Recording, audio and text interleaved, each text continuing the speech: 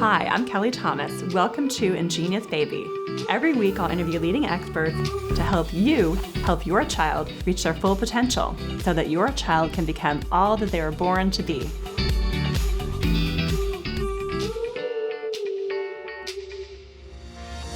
Did you know that teaching your baby sign language can increase their IQ up to 12 points? Today we're here with Bill White, founder of Happy Baby Signs, who has taught more than 14,000 families in the Bay Area how to sign with their baby.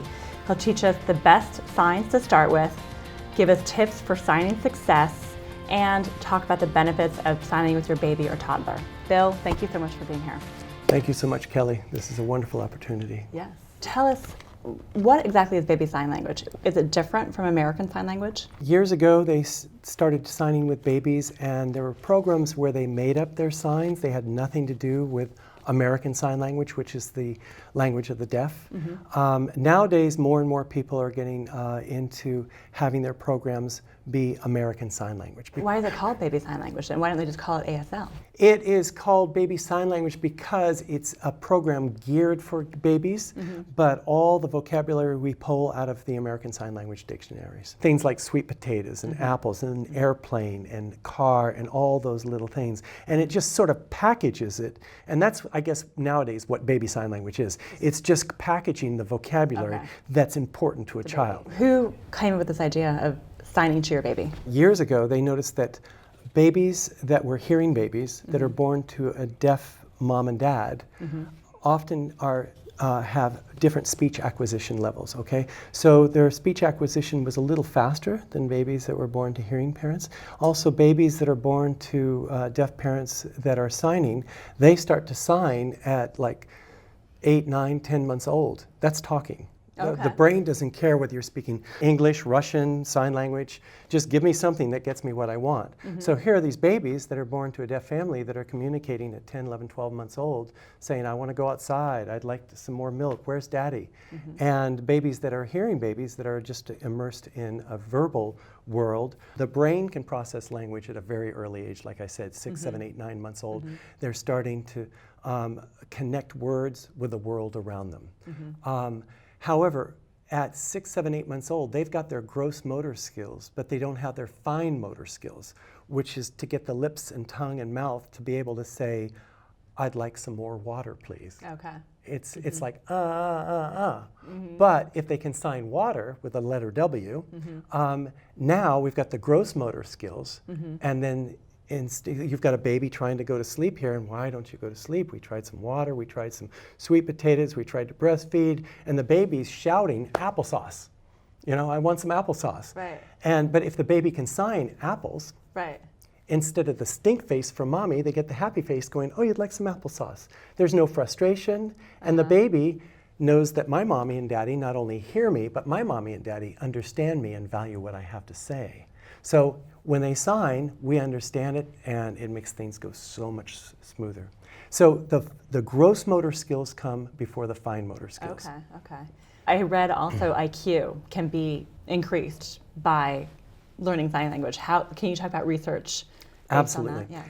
So there were researchers at UC Davis, actually, and all around the world, that started researching this. And 40 years of evidence-based research shows that when you sign with a baby, their verbal skills are much further ahead than children that don't sign their first 2 years of life. Research shows that at 24 months old, these children that sign, I mean really sign, not just do milk and more, they're about 3 months ahead verbally than children that don't sign.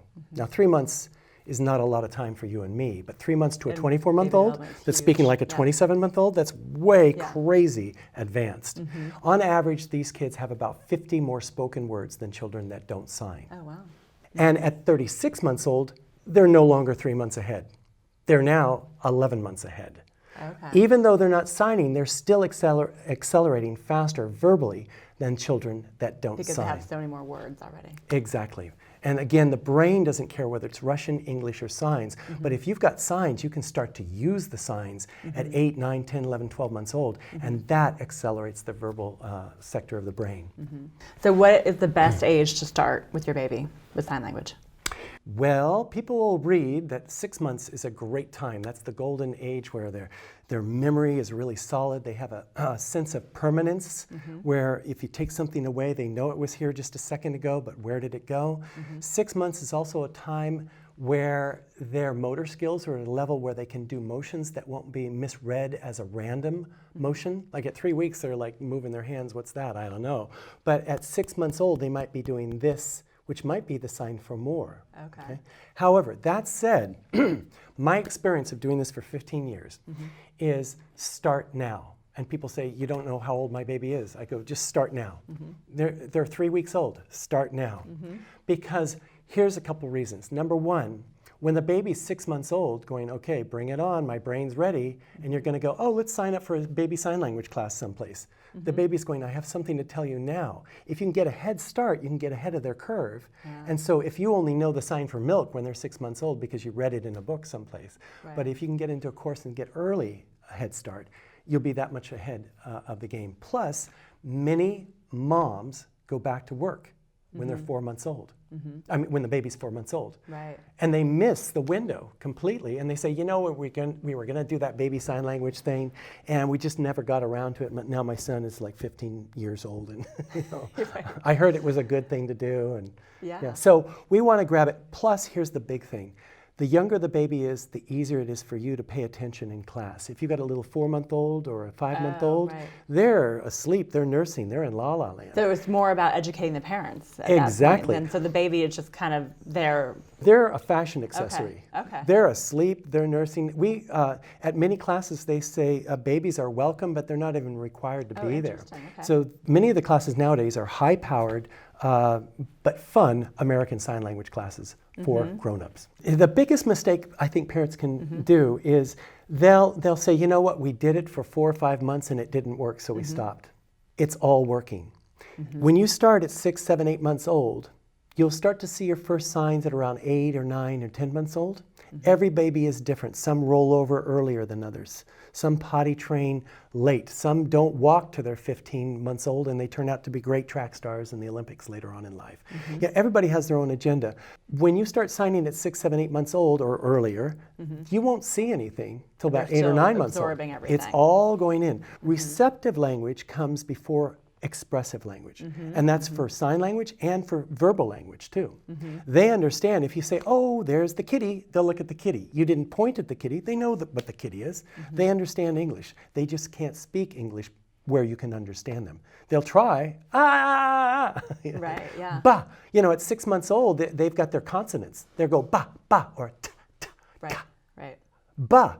Okay, we've got a clue. It starts with the letter B. That could mean baby, blanket, bottle, brachiosaurus. You know, what is it? Yeah. But if they're going ba, ba, you go, oh, blanket.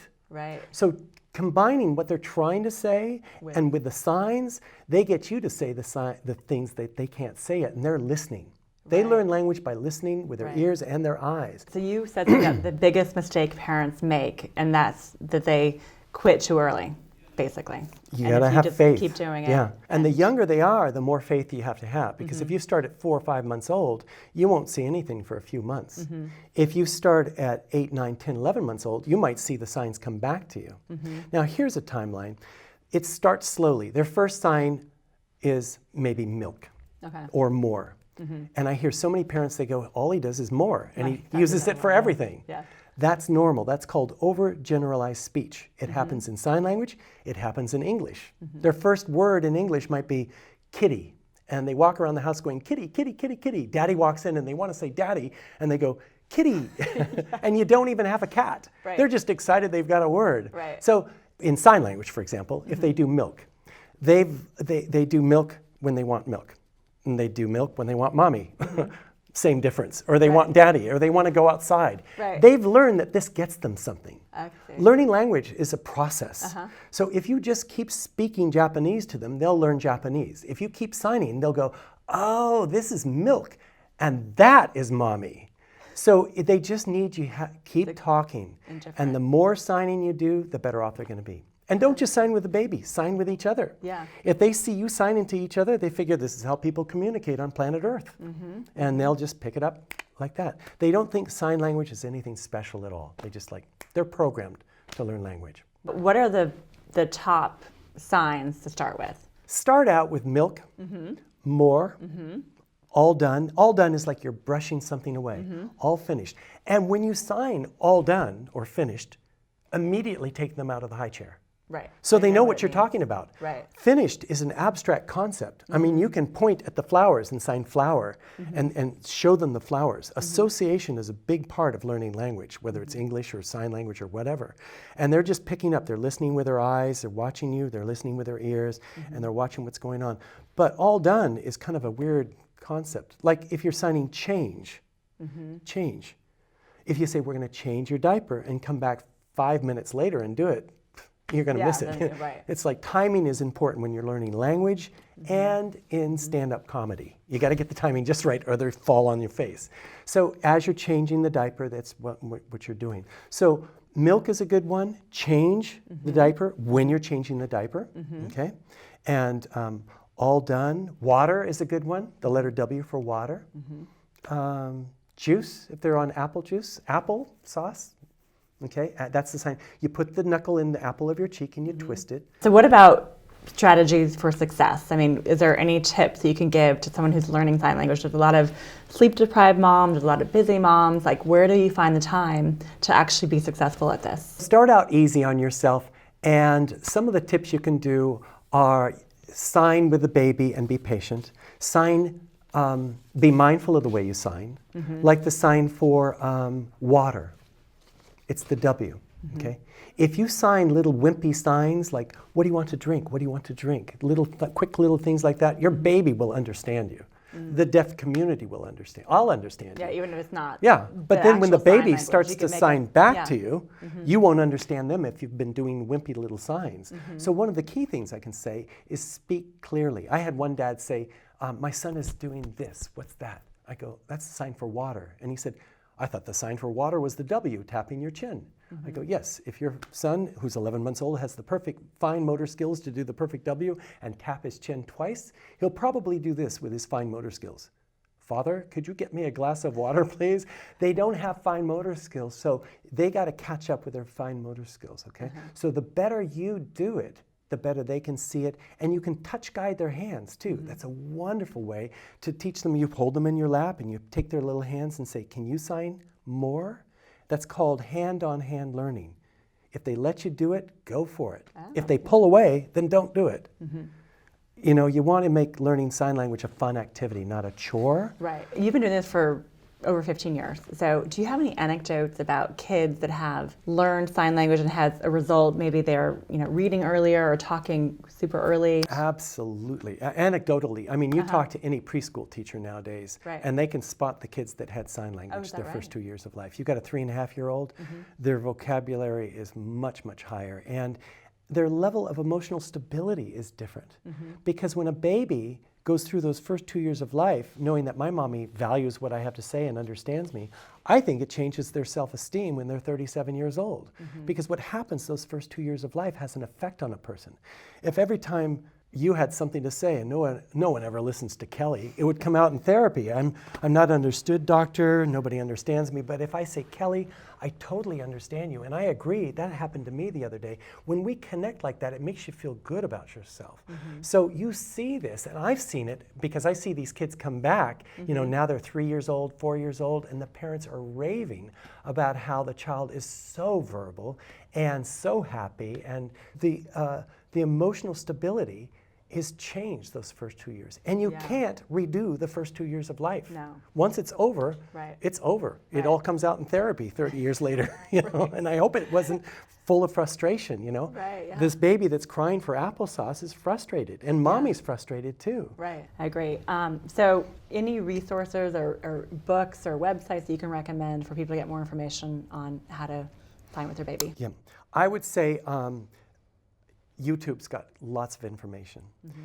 Get into a class someplace, and there's classes all over the place now. Great instructors, fantastic instructors. And when you have a live instructor, they can help you along and see if you're doing some bad habits, like if you're signing incorrectly or you're doing some sloppy signs or anything, we can work with you more and more like that. Also, there's great books out there, baby sign language books, and videotapes, the internet is full of stuff. They've got apps, fantastic apps that are American Sign Language apps, or ones that are more specialized for baby sign language. Where can people find more information about you? Our website's called happybabysigns.com. Okay. And we wrote a book called Signs of a Happy Baby, and it just came out in stores across the United States, like over 200 stores in Canada and the United States. And Happy Baby Signs we teach all around the greater Bay Area. Well, thank you so much for being on here. It was a pleasure. Thank you very much. That's the sign for thank you. Thank you. If you know someone who'd be a great fit for the show, come on over to ingeniusbaby.com and share your tips and story ideas. You are your baby's first and best teacher.